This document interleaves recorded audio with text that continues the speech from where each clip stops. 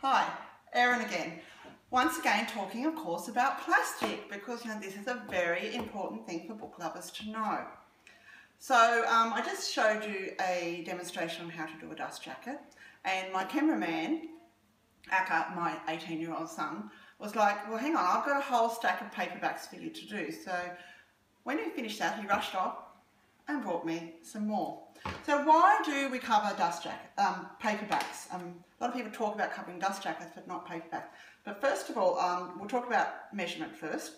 So once again, I do this finger thing. I try to be economical and get as much as possible, but it's also important not to be too cheapskatey on how much you use, because then you're going to have problems. So for this though, I find when you're working out how much to fit on your length, it's really good to use ones that are same width and roughly the same height to get the most economical. Now, with these ones here, we've managed to, that will be large enough to get enough covering for 2 books.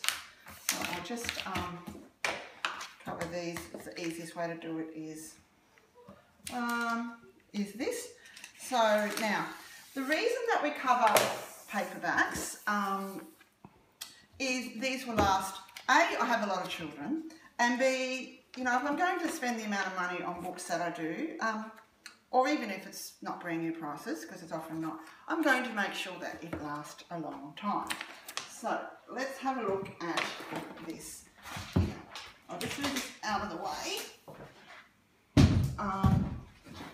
So now, once again, we're going to be really important when we turn over that we get those fingers and we press really tight. And then we're going to do the same on the other side. We're going to turn over and we're going to press really tight. See, this is going to protect those corners. You know when you've had paperbacks for a while and they get all ratty and tatty, particularly when you have a lot of children or a lot of years. I mean, I've got paperbacks that my mum covered when I was a child, 30, 40 years old, and these books are still in great condition. So really important. Now, once I've done that, and I've got that there, I'm going to cut into the spine. So I'll come in here.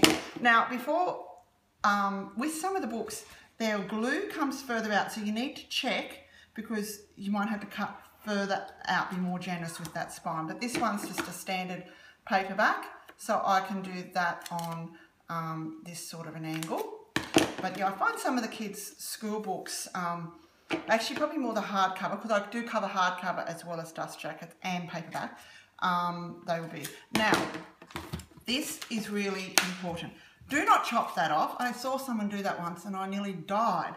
You press this down really hard, because what this is going to do, this is going to protect your spine. It's going to strengthen your spine, and you want this, you want to make it sure that it's all even, just sits really nicely on that.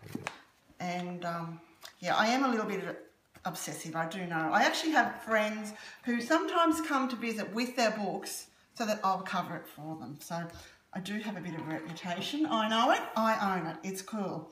So now this is the other part here where you've got to just take your time and be a little bit fiddly. So I'm going to bend that corner under, and you need to get that point lining up really nicely with the edge of the book there. And once again, that fingernail, not that I've got much, but get them out nice. And see here, and you want to press that down really, really nicely. And now we're going to sticky tape plastic to plastic. We're not touching the book whatsoever. I don't touch the book unless I really have to, like in the dust jackets, and even then it's minimal. So same thing here, we're going to make sure we fold that corner in. This is a really important part. Have that nice and neat, coming in, setting it, and then running that finger down once we're confident that it's where we want it to be. And once again, the sticky tape, here to here. As I said in the other shoot, this is just standard sticky tape. I probably should be not such a cheapskate and buy proper ones from the book covering place, but this is just from my local Big W Walmart. Okay, so once again, I bent that over, making it line up with there, pressing that in tightly with the fingernails, in and running the finger, okay? And this is where you need to make sure you're not moving it about so that it's, you know, still meeting there at the spine. The other thing is, you need to be careful you don't push it too tight, because then it kind of like buckles. I guess that just comes with a bit of practice. I've had to do and undo a few times, so, you know.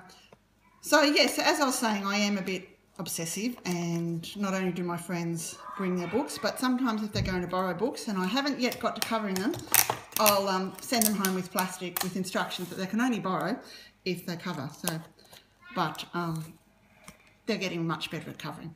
So here we are. Here's this. It's going to last much, much longer. It's protected at the corners. We're not having that curling up, tattered. You know, I don't mind then. You know, it travels about with the kids because it's all protected. And yes, so that's how we cover paperbacks.